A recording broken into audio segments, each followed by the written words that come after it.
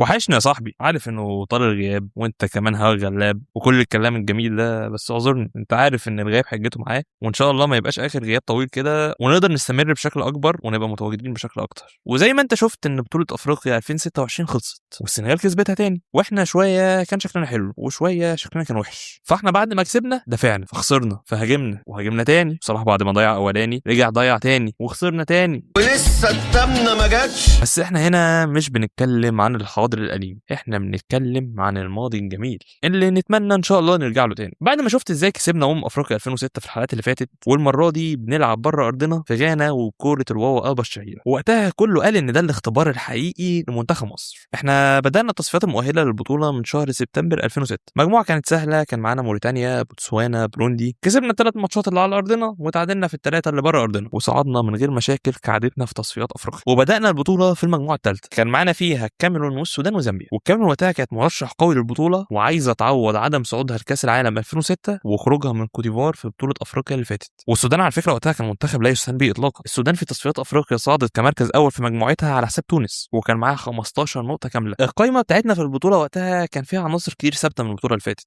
بس كمان في عناصر دخلت جديده، سواء كانوا مستبعدين الاصابه زي حسني عبد ربه او لعيبه محترفين زي محمد زيدان، ولاعيبه متالقه في الدوري المحلي وقتها زي سيد معوض اللي كان مع الاسماعيلي، واحمد المحمدي اللي كان وقتها مع انبي، واحمد شعبان مع بتروجيت، غير عمر جمال ومحمد فضل مع الاسماعيلي كمان. وطبعا كان ابرز الغايبين وقتها كان ميدو، واكيد مشكلته في 2006 كان ليها سبب كبير في ده. وكمان لعيبه زي بركات ما كانتش موجوده غير محمد عبد الوهاب الله يرحمه، وكان في لعيبه تانيين كان متوقع ان تبقى موجوده في القائمه زي شريف عبد الفضيل ووليد سليمان. واول ماتش في المجموعه هنلعب ضد الكاميرون، وعايزك تتخيل معايا ان احنا بدانا الماتش ده على الدكه فيها ابو تريكه واحمد حسن، وبالمناسبه قعدوا دور المجموعات كامل على الدكه. احنا كنا محافظين على نفس 3-5-2 بتاعتنا، يعني كان شوقي على الدايره هو وحسني، وقدامهم زيدان رقم 10 هو اللي كان حلقه الوصل اللي بيربط بين خط الدفاع وخط الهجوم، وممكن كمان ينزل لبعد نص الملعب يستلم ويطلع بالكوره. البطوله دي دايما بيقال عنها انها احسن بطوله لعب فيها منتخب مصر كوره، وكانت اكتر بطوله هجوميه للمنتخب. فانا عايزك تكمل معايا الحلقه دي للاخر وتشوف هل المنتخب فعلا كان هجوميا كده ولا كان بيعمل حاجات مختلفه مبينه شكله كده. احنا واحنا بالكوره ومستحوذين عليها وبشكل الفرقه الطبيعي، كان دايما فكرتنا الاساسيه ان احنا نحاول نطلع بالكوره على الاطراف. فهتلاقي هنا محمد زيدان نازل يستلم بعد نص الملعب زي ما قلنا، وبيعمل 1 2 مع احمد فتحي، فلعيبه الكاميرون خانقنا وضاغطين علينا في المساحه دي علشان ما نقدرش نطلع بالكوره بسهوله. فكنا بنعمل ايه؟ كنا بنستغل ان احنا بنلعب بثلاثه مدافعين، نرجع بكره الدفاع وننقل الكوره الناحيه الثانيه، ولما ننقل الكوره الناحيه الثانيه نحاول نطلع بشكل مرتده سريع شويه قبل ما لعيبه الكاميرون ترجع تاخد شكل الضغط بتاعها. بس غالبا كانت الفكره ما بتكملش للاخر، سواء باستلام غلط او تسليم غلط. هتلاقي نفس الفكره من الناحيه الثانيه، الكوره ناحيه الشمال، زيدان نازل، شوقي وسيد معوض ومحمد زيدان وحسني عبد ربه بيضم لهم ضد اربعه من الكاميرون. فشوقي هو وسيد معوض يطلعوا من ضغط، وشوقي يطلع بالكوره للمدافع البعيد اللي هو وائل جمعه علشان يبعد عن ضغط الكاميرون. وحاليا الكاميرون بدات تاخد شكل ضغط، فاحنا عايزين نطلع برضه بالكوره على الطرف، فوائل جمعه بيسلم لشوقي وهنلاقي وراه سيد معوض. طب مين اللي واخد الناحيه الشمال؟ هو محمد زيدان، والكوره بتطلع له ناحيه الشمال تاني وبنحاول نطلع بالهجمه، وبيسلم عمرو زكي، وعمرو زكي بيستلم ويلف وسط ضغط الكاميرون برضه عايز يودي الكوره الناحيه الثانيه لاحمد فتحي. وده كان بشكل عام فكره وقتها كان كويسه للطلاب الكوره، بس كان محتاج ان الريتم بتاعنا فيها يبقى اسرع شويه. واحنا بقى يا صديقي في البطوله دي ان احنا كان راس مالنا في البطوله دي هو الدفاع، وكنا مؤمنين ان الدفاع هو اول وسيله للهجوم.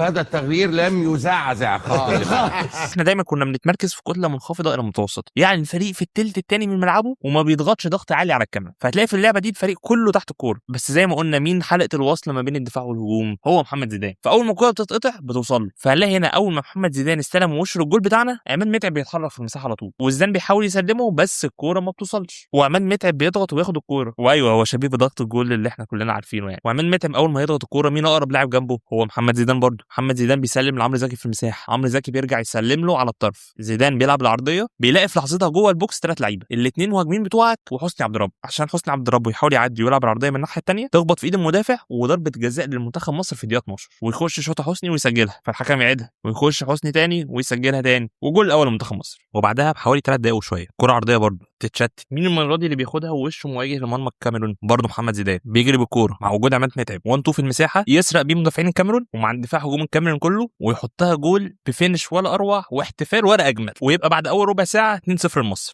نحي الحذاء، اقذف بالحذاء، سجل بالمرمى الكاميروني الثاني الاهداف. فاكر في الحلقات اللي فاتت كنت بقول لك ان احنا دايما بنلعب كرات طويله وما كانش ليها هدف او ما كانش ليها فكره واضحه، ولو مش فاكر تقدر ترجع تتفرج عليها تاني. في البطوله دي تحديدا كان لينا فكره وطريقه معينه في التعامل مع الكرات الطويله. احنا عارفين لما هنلعب اي كره طويله غالبا مدافعين اي فرقه ضدنا في افريقيا هتاخدها مننا، ان هم اطول مننا اقوى مننا في الالتحامات الهوائيه ممكن يرخموا علينا. احنا بدنيا كنا اقوياء بس برضو انت بتلاعب منافسه عاليه وريتم عالي، فكان دايما اي كره طويله بتتلعب سواء من عصام الحضري او من المدافعين الاثنين مهاجمين بتوعنا عامل متعب وعمرو زكي بيزقوا خط الدفاع لورا، ومين اللي واقف في المساحه دي عشان ياخد الكره الثانيه؟ هو محمد زيدان برضو. خد الكوره وعدى من واحد والتاني بس الكوره ما كملتش للاخر، وبنفس الطريقه بالظبط في اخر دقيقه من الشوط الاول الكوره بتلعب في ابعد نقطه ناحيه جول الكاميرا. مين اللي واقف في المساحه؟ برضو محمد زيدان. لا وكمان عمرو زكي واقف مستنيه عشان لو عدت زيدان بيستلم على صدره ويسند بيمينه ويشوط صاروخ بشماله، والجول الثالث لمصر في اول شوط ليه في البطوله وضد الكاميرا، عشان يبان ان احنا فعلا عندنا افكار واضحه وصريحه، احنا عارفين بنعمل ايه وبننفذ ايه لتاني بطوله على التوالي، وان احنا برضو مش جايين نهرج ومش جايين بحجه ان احنا خدنا البطوله اللي فاتت فخلاص ما حدش هيحسب لنا البطوله دي. وزي ما قلت لك احنا دفاعيا بقى كنا ما بنحبش نضغط عليه قوي، دايما بنحب نرجع ندافع ككتله متوسطه او منخفضه من نص ملعب، فنلاقي هنا الفريق بينزل مش عايز يقابل عالي، ولعب الكاميرون كان بيكون كتير جدا من على الاطراف، فتلاقي دايما باك الكاميرون بيزيد وحد من نص الملعب بيطلع يقابله، وغالبا كان بيبقى حسني عبد ربه لان لعب من ناحيته، ولو لعب من ناحيه محمد شوقي هو اللي يطلع يضغط على الباك ده، تتلعب العرضيه وما تشكلش اي خطوره علينا. وهنلاقي في اللقطه دي نفس الكلام بيحصل، الكره بتروح على الطرف واحنا مش بنضغط عادي، حسني عمال يكلم زيدان بيقول له استلم انت الراجل بتاعي وانا هروح اضغط على الباك، وزيدان متاخر وحسني عمال يزعق، فمين اللي استلمه؟ شوقي استلمه، فهنلاقي في الناحيه الشمال دي شوقي وحسني وسيد معوض مع الباك والوينج ونص الملعب، وكمان عشان احنا بنلعب بثلاثه ورا فالمدافع الثالث بيرحب، بس احنا خانقين الملعب من الناحيه دي، فحتى لما الوينج بتاع الكاميرون بيحاول ينقل الكوره بتخبط في شوقي وترجع لنا مرتده. وبالنسبه لصامويل ايتو بقى، صامويل ايتو كان هو المهاجم الاساسي بتاع الكاميرون طبعا، فكان وائل جمعه مكلف يبقى مان تو مان معاه في اي حته في الملعب، في اللحظه اللي ايتو يستلم فيها يطلع يضغط عليه، الكوره هتلعب له عاليه بالتبعيه هيخش في الالتحام معاه، هيرجع تاني الكوره تلف ويستلم، وائل جمعه اول واحد هيطلع يضغط عليه، الكوره هتلعب له تاني وهيحاول يستلم على صدره، وائل جمعه هياخد القرار انه يطلع عليه على طول لحد ما يبدا الشوط الثاني. في اول 5 دقائق احنا بنحاول نطبق نفس طريقه الضغط، زيدان ضغط بتهور شويه فترقص وتعدى منه، واللاعب بتاع الكاميرون بيهاجم العمق، وبنلاقي ان هو بيسلم صامويل ايتو بيستلم، وهنلاقي وائل جمعه نازل يضغط على الرجل اللي ايتو بيستلم بيها علشان يحاول يقطع كرة قبله وما يخلوش يلف، بس في لحظتها صامويل ايتو كان لافف جسمه اوريدي وسند الكرة برجله وعدى من وائل جمعه عشان يطلع بالكرة على الطرف للباك اللي بقى لوحده تقريبا، وبيعدي من سيد معوض ويلعب العرضيه، والجول الاول للكاميرون صامويل ايتو ما عرفش يعملها. وعشان بعدها على طول نلاقي ابو تريكه ينزل مكان عمرو زكي عشان نبقى بندافع بالشكل ده في العمق 5-3-2، زيدان ومحمد متعب هم المهاجمين وشوقي وحسني وابو تريكه في قلب الملعب، واول ما الكره تلعب لقيته تاني يحاول يعدي من وائل جمعه بنفس الطريقه، بس حظه الوحش ان فتح الله كان مع المان بتاعه وهو راجع ضغط عليه في السكه فالكره رجعت والهجمه باظت،